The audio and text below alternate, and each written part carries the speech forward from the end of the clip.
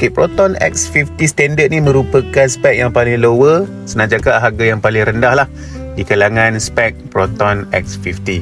Okay, yang ni yang paling mampu milik. Walaupun dia yang paling lower spek, tapi spek dia agak banyak, features pun agak banyak. Tak rugi untuk memilikinya.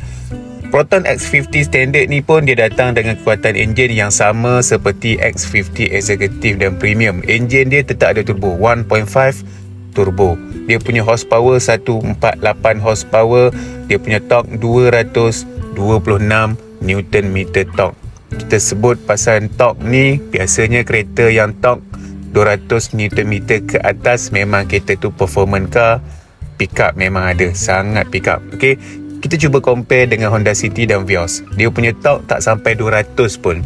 Tapi Proton X50 ni yang harga lingkungan sama dengan Vios dan City, tapi performance dia lagi pergi.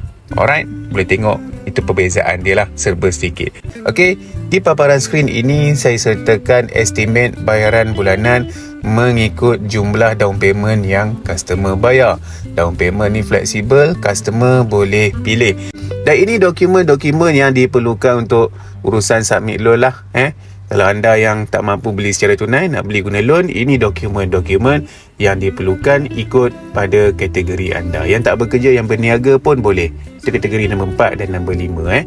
Boleh, tak ada masalah. Untuk anda yang ada pertanyaan lebih lanjut berkaitan kereta Proton X50 ni, boleh call ataupun WhatsApp saya di talian 013 405 4279.